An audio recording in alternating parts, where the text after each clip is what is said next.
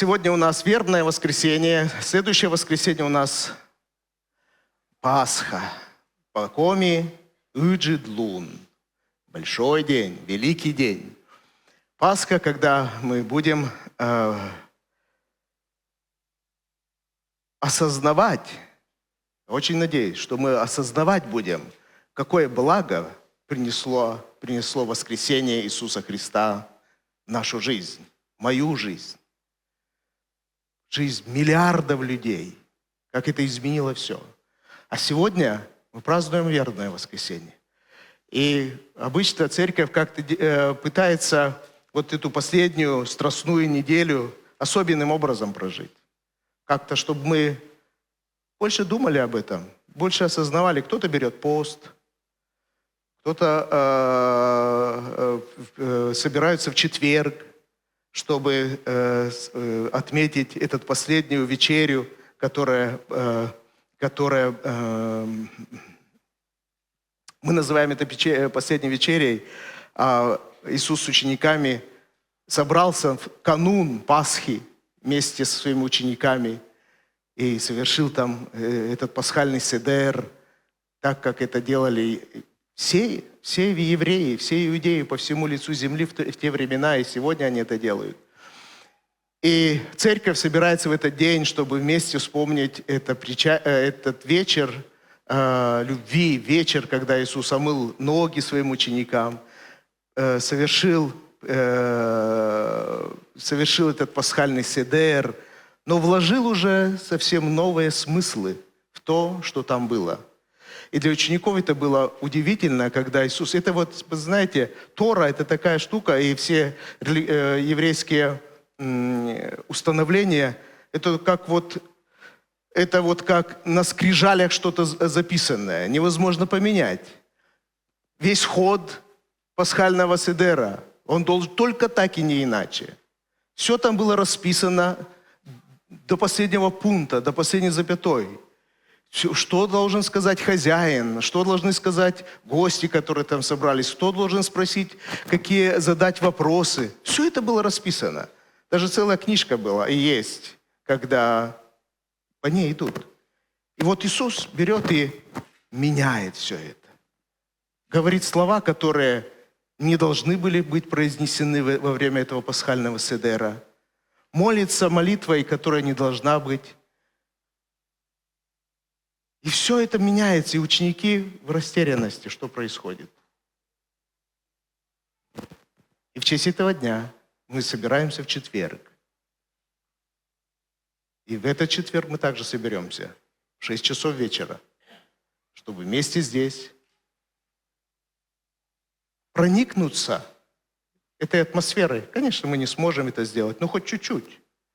Проникнуться той атмосферой, которая была там с учениками, с учениками.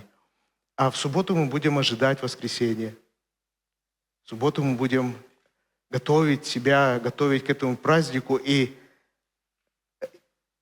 искать ответ. Это Пасха, она как один из дней в году, либо же это великое событие, которое изменило мою жизнь лично. Что это для меня Пасха? Что это для меня воскресение Христово? Что это для меня? Действительно ли я рад этому событию? Насколько я осознаю важность воскресения Христова в моей жизни, в жизни моих близких, в жизни моей судьбы, в вопросе моей вечности. И вот эта предстоящая неделя должна быть для этого, размышлениями об этом. Не о яйцах, как их покрасить. Это вы сделаете, как Николай Александрович говорит, пакоми шин кунимен, с закрытыми глазами. В этом нет никаких проблем. Как кулич там или еще что-то приготовить, это не проблема. Это мы делаем шин кунимен. Даже не придавая этому большого значения. Но чему мы должны придать значение? Что это воскресение дало мне?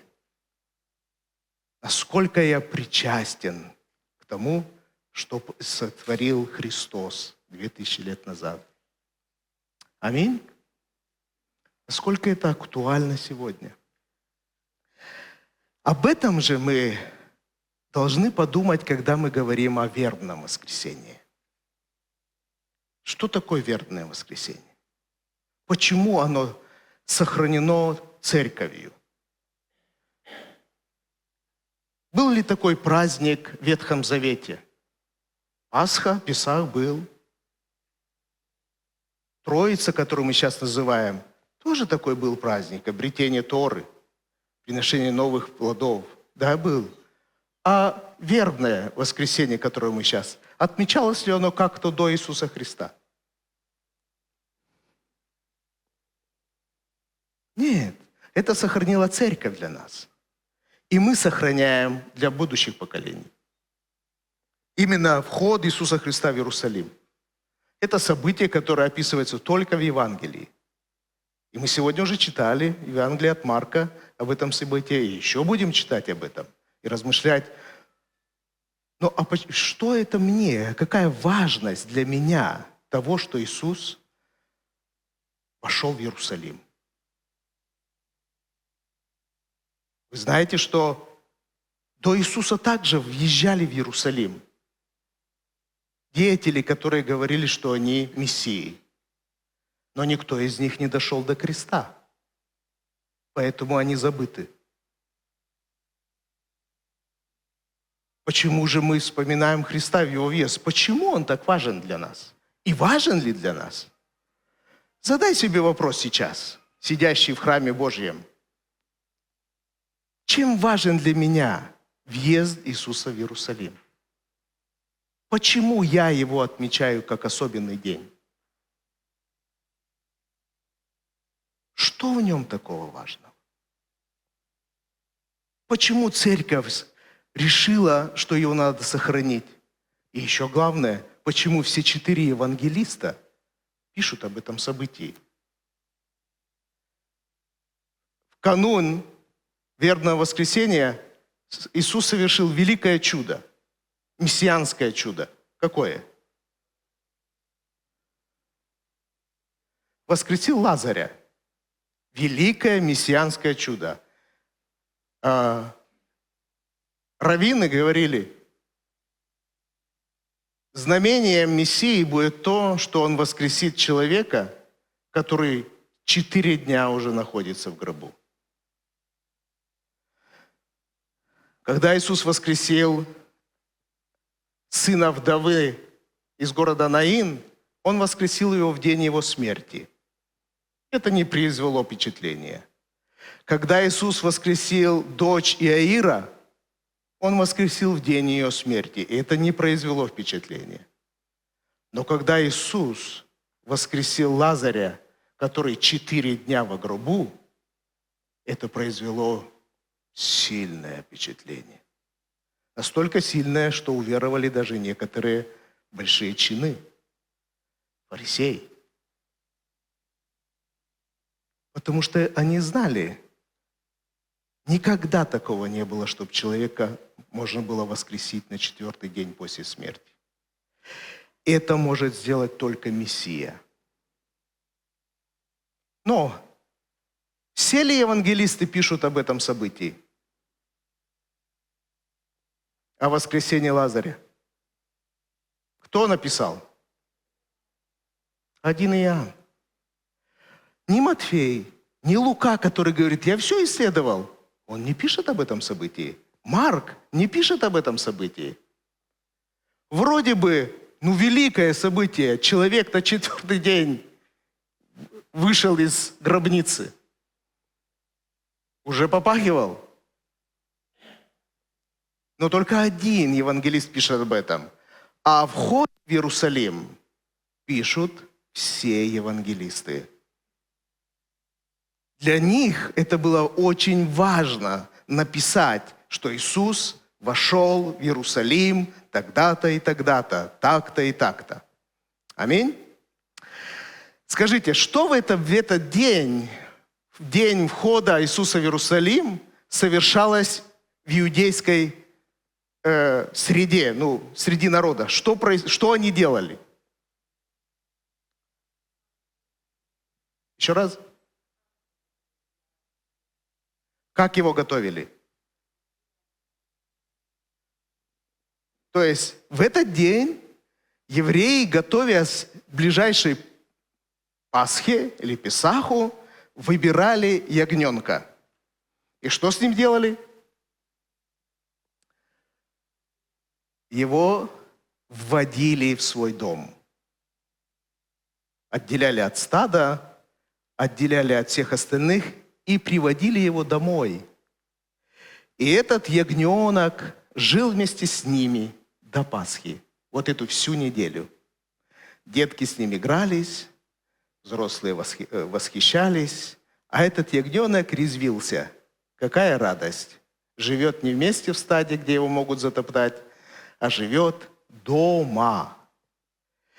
И в этот день каждый еврей считал своим долгом, готовясь к Пасхе, выделить ягненка и привести его в свой дом. И Иисус избирает в этот день войти в Иерусалим. То есть все, что делал Иисус, Он всегда делал по пророчеству. Правда же? Всегда делал по пророчеству. Давайте прочитаем Евангелие от Иоанна.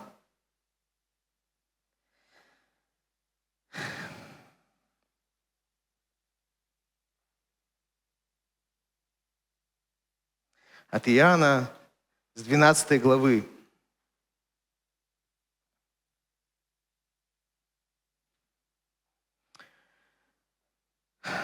Накануне произошли великие события. Иисус воскрешает Лазаря. Народ в смятении. Эта новость разлетается по округе до Иерусалима. В Иерусалиме народ, который собрался, он спрашивает, смотрите, в 11 главе есть такие слова. Народ, который собрался в храме Иерусалимском,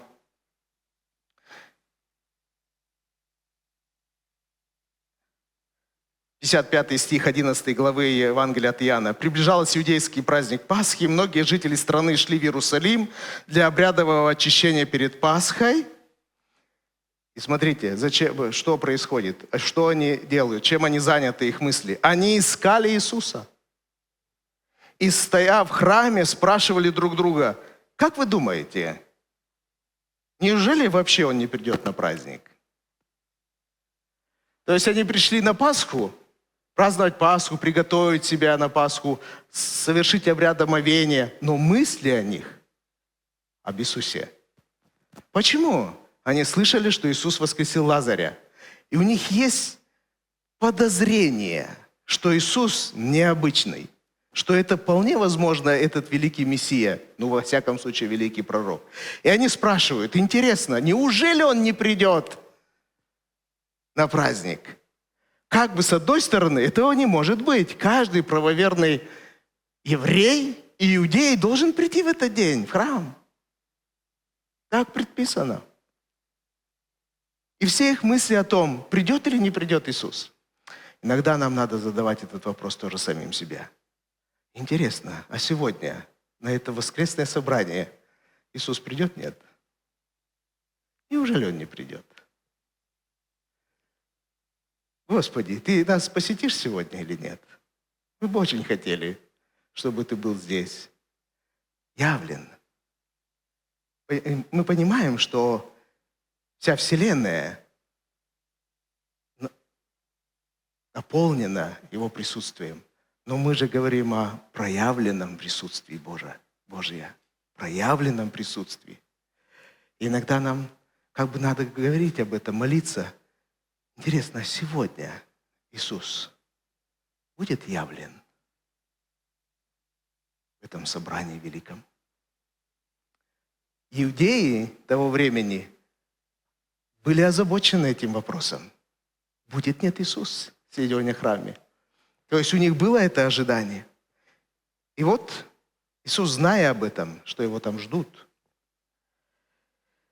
мы читаем в 12 главе Иоанна с 12 стиха. На следующий день многочисленная толпа, пришедшая на праздник, услышала о том, что Иисус идет в Иерусалим. Отлегло. Если вчера они спрашивали, будет, нет он, то они слышат, идет, он будет.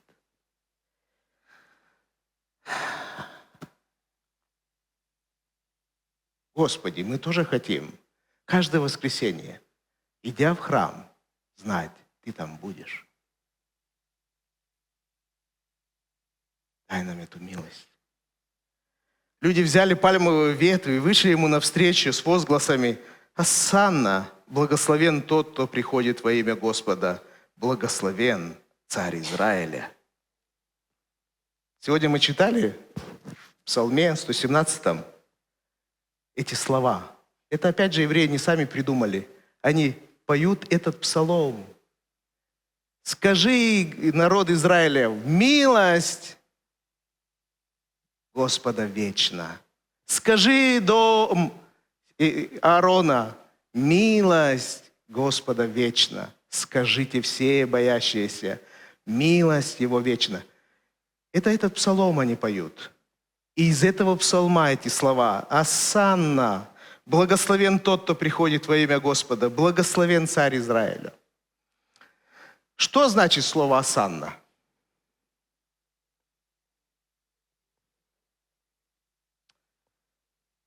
Спаси нас. Это просьба. Просьба. Осанна. То есть в гимнотворчестве как бы это слово вошло как восхваление. Да? Осанна. То есть слава Богу как бы. Но евреи, когда говорили слово «осанна», оно одного корня со словом Иисус, Иешуа. Одного корня спасения. Но форма такая, как это, форма просьбы. Пожалуйста, спаси нас. Будь милосерд, спаси нас. Господь, спаси нас. Это просьба. И вот этот народ кричит: спаси нас. Пожалуйста, спаси нас. Даруй нам спасение. Каждый, наверное, кричал о своем спасении. У кого какое было спасение? Может быть, кто-то кричал там, большинство народа, вполне возможно, кричали о спасении, в смысле, даруй нам освобождение римского гнета, оккупации, даруй нам независимость. Может быть, кто-то кричал о спасении своей семьи, кто-то кричал о спасении от долгов, кто-то кричал о спасении своей души. Кто о чем? Но они кричат ему: спаси нас. И они говорят, что ты царь, благословен Царь Израиля. И вот этот фон, многочисленная толпа кричит. Это как на стадионе кричат люди и говорят, когда ты выходишь, игроки говорят, это две разные вещи, оказывается, играть. Вот здесь у нас есть футболисты с мировым именем. Это две разные вещи, когда ты играешь на пустом стадионе, когда слышны крики игроков: пас дай сюда, дай туда и все остальное.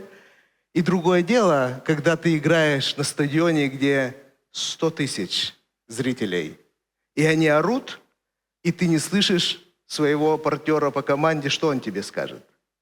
И это совсем другое состояние, совсем другая энергетика, совсем другая атмосфера в этом. И ученики это переживают. Такого никогда не было. 3 года они приходили в Иерусалим, 3 года они посещали храм, но так никогда их не встречали. А сейчас многочисленная толпа кричит: спаси нас! Ты благословен! Ты царь Израиля! Я думаю, ошалели ученики, что происходит? Огромная толпа кричит. Тут совсем другое состояние. И они не понимают, что случилось. Что вдруг? Никогда не было, и вот опять. Но это случилось. И вот смотрите, Иисус нашел молодого осла. Иоанн описывает эту историю не так, как другие, которые описывали, что Иисус послал своих учеников. Мы сегодня читали у Марка, да, чтобы они привели ему осла. Здесь Иоанн упускает эту историю. Он говорит, Иисус нашел молодого осла. Иисус нашел молодого осла. Иоанн как бы чуть-чуть другую сторону открывает. Ведь не ученики нашли осла. Ученики пошли по слову Иисуса. В нужное село, к нужному дому, к нужному человеку. И привели этого осла. И Иисус как будто заранее уже обо всем договорился. Эта история как бы опускается. А Иоанн пишет, Иисус нашел этого осла. Иисус договорился. Иисус заранее все спланировал, а ученики исполнили то, что Иисус уже давно приготовил для нас. Даже вот в эта небольшая реплика «Иисус нашел молодого осла». Господи, тебе пришлось даже осла искать. Да? Тебе надо было самому найти осленка. Ну, невелика же проблема осла найти в Израиле. Правда же? Или это что-то редкое животное в Израиле? Нет. Но ему нужен был конкретный. Ему нужен был осленок, на котором никто никогда не ездил. И он его нашел. И он его приготовил. И он договорился. Подумай о своей проблеме. Твоя проблема может быть больше этого осла. Но если Иисус решает вопрос с осленком, то, наверное, Он способен решить и твой вопрос. Нравится? Если Он нашел осленка, Господь Иисус, Иисус нашел молодого осла, сел на него, как об этом написано. А как об этом написано? Не бойся, дочь Сиона. Вот едет царь твой, сидя на молодом осле. Иисус делает все это почему? Чтобы исполнилось пророчество.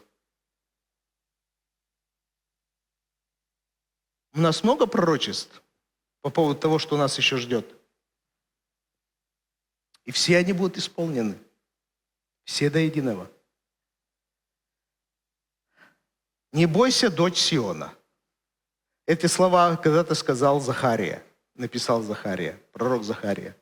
И ученики много позже цитируют именно Захарию. Но как это вам, вот эта картина? Не бойся, дочь Сиона.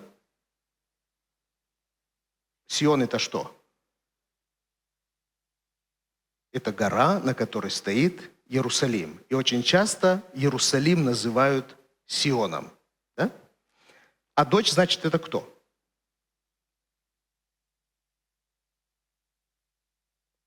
Жители города Иерусалима. Да? И пророк говорит, будет такой момент, когда к тебе будет заезжать твой царь на осле. Не бойся, не смущайся. Не думай, что это такое. С войной, с чем он идет, что нам ждать от всего этого. Пророк за несколько столетий говорит, жители Иерусалима, когда к тебе будет ехать твой царь на осле, не бойся, не переживай, что он приходит наказать тебя. Не думай об этом. То есть он готовит народ Иерусалима к принятию своего царя. И дальше он говорит, вот идет царь твой, сидя на молодом осле. Идет царь твой. Что за картина? Чего это друг? Царь и дочь. Чья-то дочь, и к ей едет царь. О чем картина? О чем вы думаете? Кто едет? Громче. Жених. Есть дочь на выданье. Она готова. И к ней едет жених. Жених-то непростой. Жених-то царских кровей. Более того, он сам царь. И он говорит, не бойся, невеста, к тебе едет твой жених. Никогда не переживал, не испытывал этот опыт, что значит молодой девушке на выданье ожидать, что вот приедет жених. Какие чувства? Страх, радость, переживание, куда бы сбежать. Но раньше-то ведь как было? Девочка растет в семье, подрастает, готова выйти замуж. Родители говорят, пора выдавать, дочка на выданье. Договариваются с другой семьей. Дочка не знает. Они договариваются с семьей, где есть жених, готовый принять эту невесту. И вот назначается день, когда приезжает жених на смотрины. Жених приезжает. Вы помните эти самую историю про притчу? Жених приходит, и девушки на выданье ожидают. Кто-то дождался, кто-то не очень. Жених пришел, а они не готовы, а кто-то готов. И вот здесь история такая же. Жених приходит, и она говорит, дочка, будь готова. В чулан не убегай. Были ведь такие истории? Жених приезжает, а невеста сбегает в погреб. Да ведь? Это же в деревне часто такое было, и не только в деревне. Она не готова покинуть свой дом родительский. Это ужас ужасный. Здесь все хорошо, меня здесь любят, а я должна буду уехать с ним в семью, которую я не знаю, и что там будет со мной, как ко мне будут относиться, я не знаю. И молодая девушка сбегает. Таких историй и фильмов миллион. Правда? И вот здесь пророк готовит население, как невесту, говорит, не бойся. Когда будет идти царь к тебе, не бойся, не избегай. Выйди навстречу, встреть своего царя. Иисус нашел отца, сел на него, как об этом написано. Не бойся, дочь Сиона, вот едет твой царь, сидя на молодом осле. И вначале ученики Иисуса ничего не могли понять. Только после того, как он был прославлен, они поняли, что сбылось, написано на нем. А что они не могли понять? Что они не могли понять?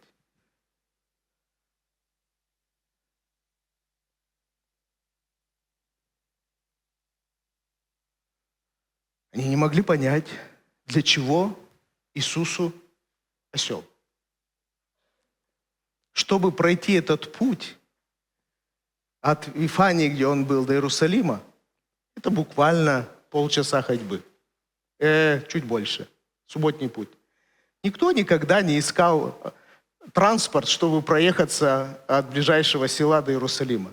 Иисус ни разу, сколько они ни ходили, они очень часто были в доме у Лазаря, они оттуда двинулись в путь. Ни разу они не использовали транспорт. Ни разу. И вдруг тут Иисус говорит, нужен осел, нужна ослица. И он находит эту ослицу, садится, едет на нем. И ученики вообще не понимают, что происходит. То есть Иисус не посвятил их в этот план. Не посвятил их в то, что сейчас будет происходить. Он не рассказал им, смотрите, сейчас будет исполнение пророчества Захарии. Вот сейчас я сяду на осла, и меня люди встретят. Он этого не говорил.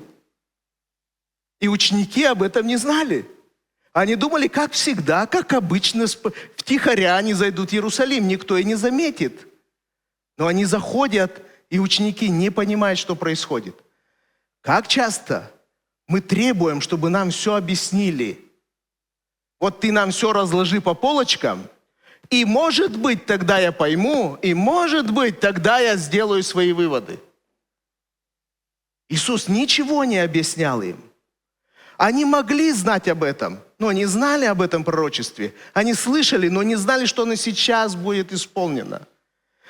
И ученики были в полном неведении, что сейчас происходит. Они делают то, что Иисус им говорит, но не понимают, что происходит, зачем это все надо.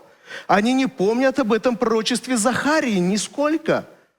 Но они не предъявляют претензий Иисусу. Иисус, почему ты не предупредил нас?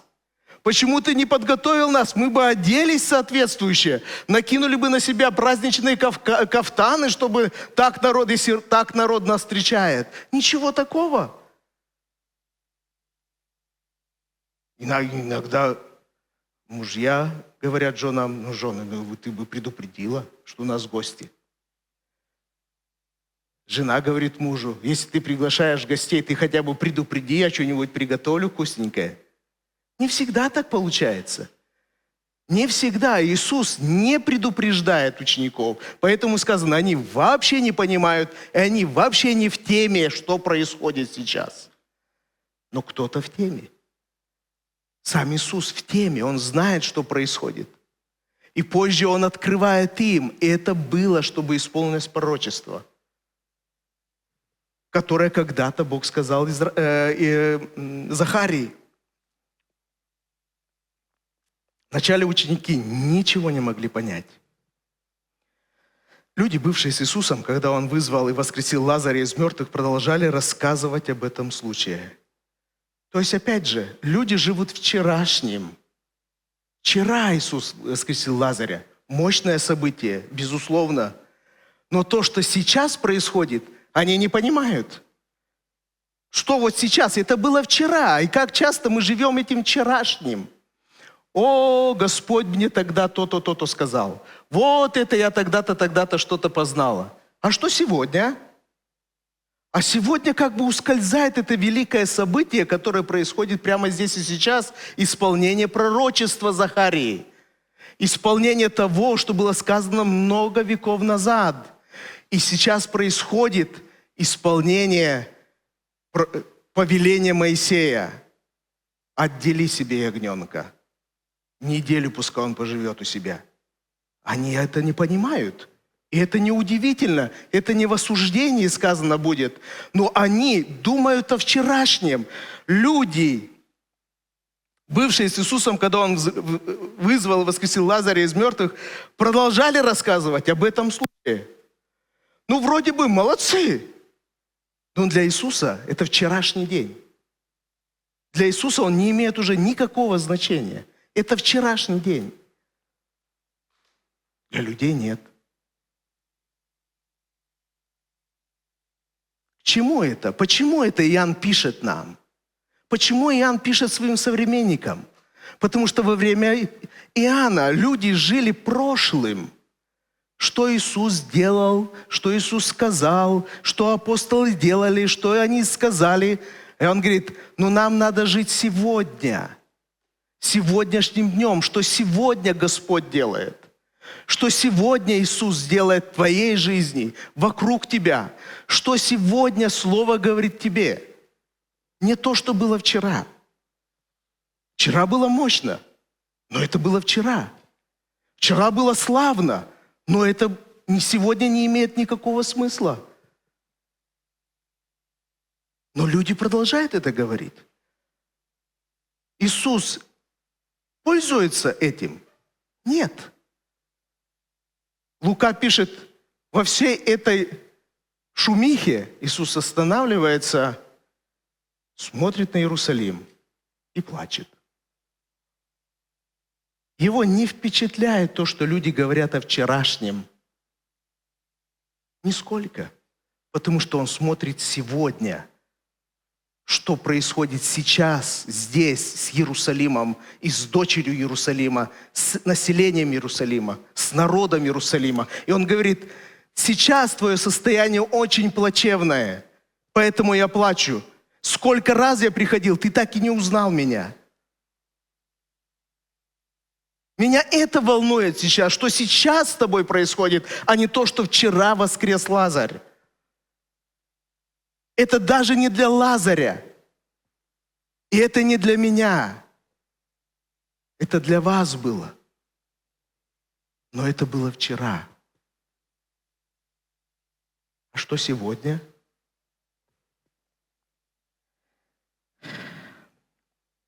Вышла встречать Иисуса целая толпа, что все хотели увидеть человека, сотворившего такое знамение.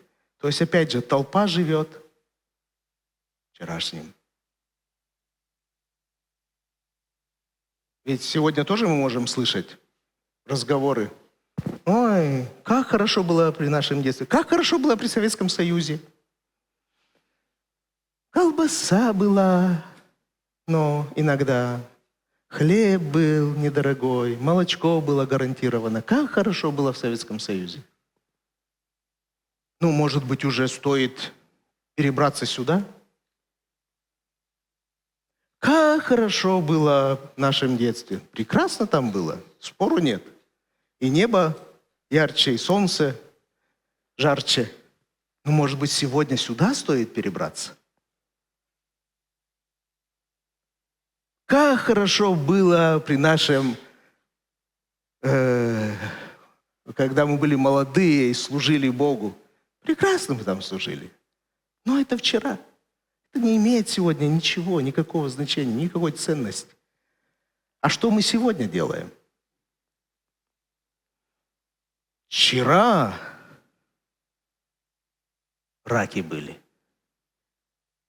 по 5 рублей, а сегодня по 3. Люди замечают это. Мы часто живем вчерашним. И вот это Иоанн показывает. Люди кричат о вчерашнем, а Иисус плачет о сегодняшнем. Иисус заходит в храм и видит, что там происходит. Матвей пишет.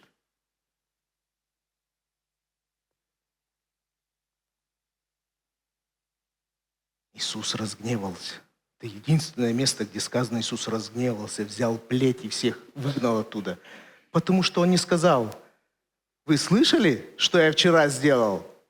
Лазаря воскресил. Его это не впечатляло. Он берет плеть и выгоняет, потому что его волнует, что сегодня происходит в этом храме. Он видит смоковницу, заходя, и она не дает сегодня плодов. Ему не важно, что вчера, возможно, там были плоды, или завтра там будут плоды. Сегодня нету там плодов, поэтому говорит он, да не вовек не будут плоды у тебя. И она засыхает. Вот вся эта история говорит о том, и Богу важно ныне, что здесь и сейчас. Ныне. Если ты не приносишь плод ныне, ты никогда его не принесешь. Если ты сегодня торгуешь в храме, ты всегда будешь торговать. Вопрос в этом. Если ты сегодня не понимаешь, что пришел Спаситель, Мессия к тебе, ты никогда не поймешь.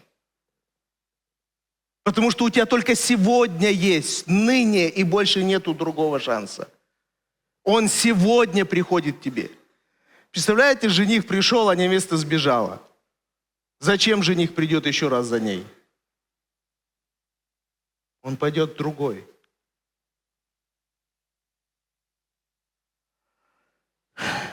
Вы со мной или не очень?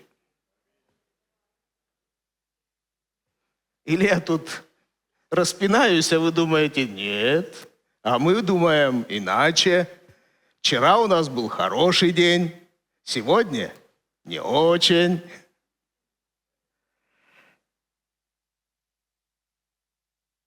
А Иоанн об этом пишет. Он осмыслил, пишет об этом.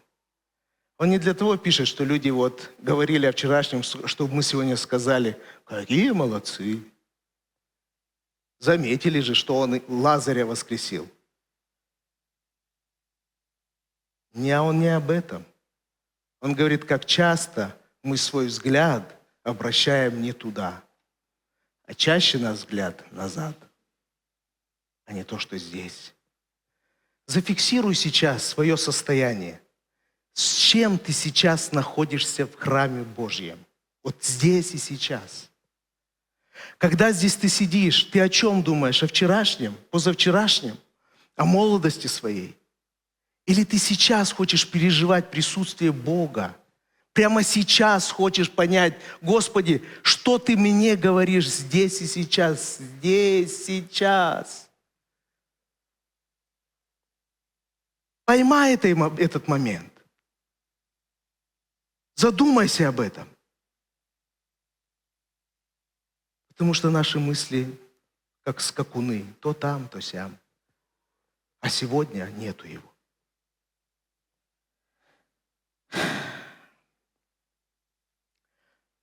И Иоанн пишет об одной штуке. Сейчас дальше чуть-чуть пролистал.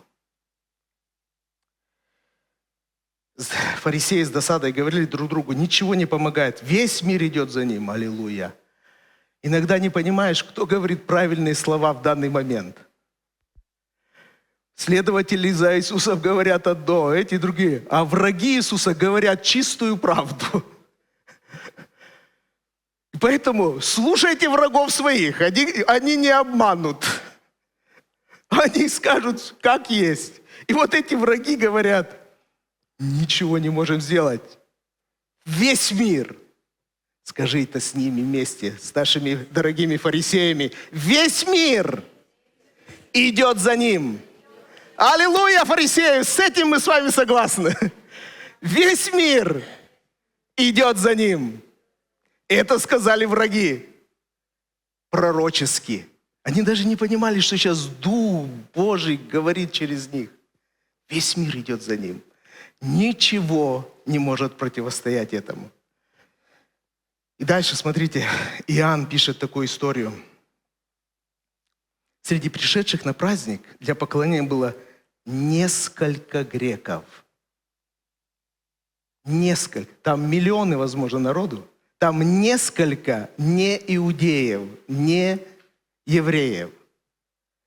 И их вычислили, потому что они сами себя проявили. Каким образом? Несколько греков, они подошли к Филиппу, ученику Иисуса, который был родом из Вифсаиды в Галилее, и попросили: «Господин, мы бы хотели увидеть Иисуса». Филипп пошел к Андрею, они вдвоем подошли и сказали об этом Иисусу. Это что-то невероятное начало происходить. Греки подходят к Филиппу, говорят: мы хотим видеть Иисуса. Филипп не верит своим ушам, идет к Андрею, говорит: Андрей, я правильно понял этих греков? Я не очень владею греческим языком, ты лучше меня владеешь. Скажи, что они хотят? Они хотят увидеть Иисуса. Пойдем, скажем это Иисусу, то я не умею разговаривать после всего слышанного. Когда они подошли к Иисусу, Иисус ответил. Что Он ответил? Чего вы ко мне пришли с этими греками? У меня тут такая идет эйфория. Нет, Он говорил: настал час. Настал час. Вот сейчас. Вот он ныне. Вот этот момент. И Он фиксирует его. Настал час Сыну Человеческому быть прославленным. Вот о чем, что жаждет Иисус. Не о вчерашнем. Греки пришли. Сейчас прославится Сын Человеческий. Сейчас. Сей час настал.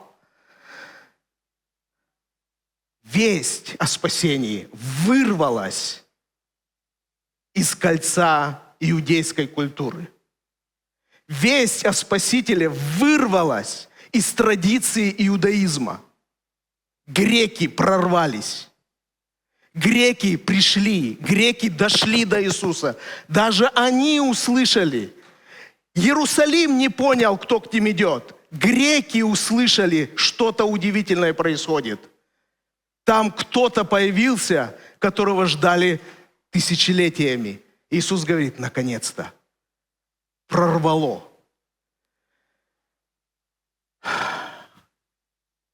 Вот мы живем во времена, когда мы чуть-чуть закольцевались в церкви. Оборону держим. Своей культурой, своими традициями, своими шутками непонятными никому, своими словами, которые никто не понимает, кроме нас. И думаем: мы вообще молодцы. Оборону держим. Никто не проникнет сюда. Никто не сможет нас сдвинуть с места. У нас все прописано, как на скрижалях, как у евреев. А Иисус говорит: кто же эту оборону наконец взломает?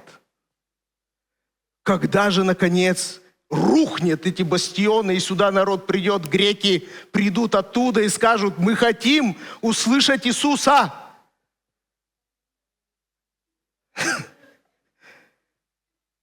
Когда эти бастионы рухнут? Когда это все, вся эта традиция в конечном итоге даст трещину, и несколько греков просочатся и скажут: покажите нам Иисуса, дайте нам увидеть Иисуса, какой Он.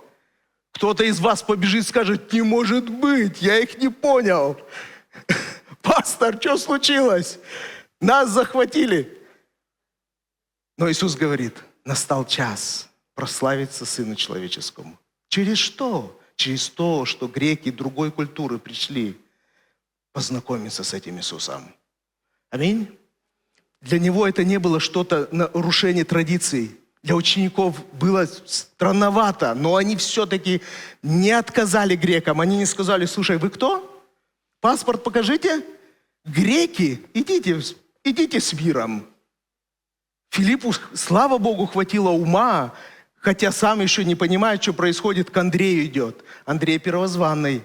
Он что скажет, то и будет. Скажет он, и Петр придет. У Андрея это самый, как его, авторитет. И вот Андрей, который привел Петра, приводит греков к Иисусу. Он везде первый. Он везде первый. Иисус говорит: слава, аллилуйя. Оборона прорвана. Как я рад. Вот чем живет Иисус. Не вчерашним, а что сейчас произойдет. Он радуется нескольким грекам. Нескольким. Там миллионная толпа евреев. А он радуется нескольким грекам.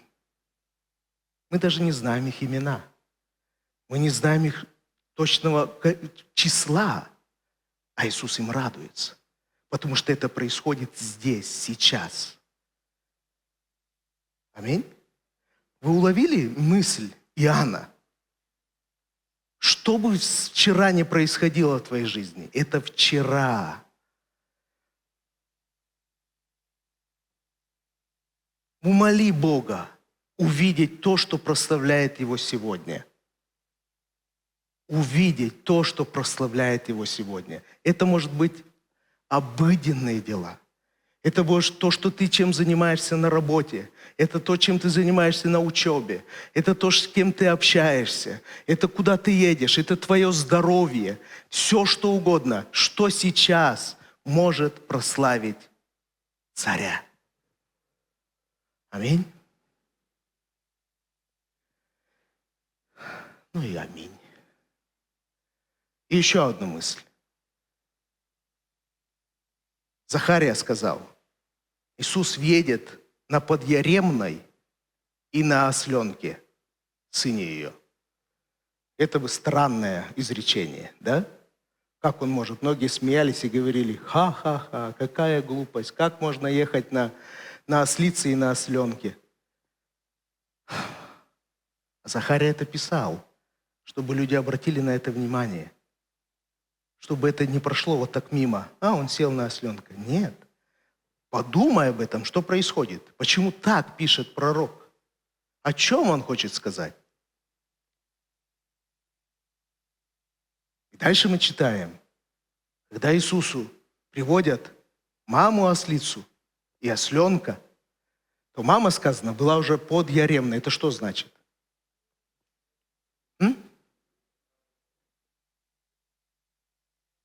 Рабочая, под ярмом. Она рабочая. На всю жизнь работала и рожала. Работала и рожала. Работала и рожала. И вот ее последний сынок. Она все работает. Но Иисус не садится на нее, хотя она очень опытная. Она знает, как поклажу вести, как хозяина вести. Ничего такого. Он берет того, который вообще не объезжен, вообще не знает, что такое поклажа. Сегодня здесь стоял Марк. Он говорит: все классно у меня. Да, классно, конечно. Но скоро объездят тебя.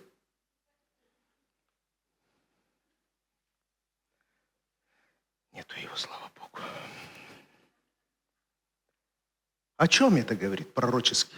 О чем это для нас говорит?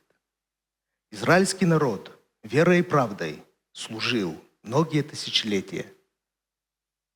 Иисус говорит, вы несете ярмо, бремена, не возлагайте их на других. Они не смогут понести так, как вы. То, что вы сделали, сохранили Тору, сохранили пророков, сохранили послание, откровение. Павел так и пишет, это все их. Закон, заповеди, откровения, это все они сохранили. Но сегодня наступает новая эра. Иисус говорит, не вот это нам надо нести, а на осленка сяду я. И ныне церковь необъезженная, молодая, не ведающая, что это такое, будет нести не закон, не порядки, не традиции, а повезет к людям меня. Осел не нужен мне для транспорта. Осел мне нужен для пророчества на будущее. Церковь, осленок, повезет Христа. Это то, что мы сегодня должны уяснить для себя. Мы не должны вести свои традиции. Мы должны вести Христа. И апостол Павел так и сказал, я проповедую Христа, причем распятого. И ничего другого. И это для нас послание и пророчество. Церковь призвана в своем неумении, в своем незнании, в своей молодости, при своих ошибках вести людям Христа. Аминь. Вот об этом, наверное, хотели апостолы донести на все 4 евангелиста написали об этом. Почему это важно? Важно, потому что Иисус живет здесь и сейчас, а не прошлым. Иисусу важно, когда приходят люди, которые не из нашего окружения, не из нашей культуры. И Иисусу важно донести до нас пророчески: несите меня, а я уже там разберусь. Меня несите людям, я с ними сам поговорю. Я поговорю с греками сам. Аминь. И аминь. Встанем на наши ноги и поблагодарим Бога нашего.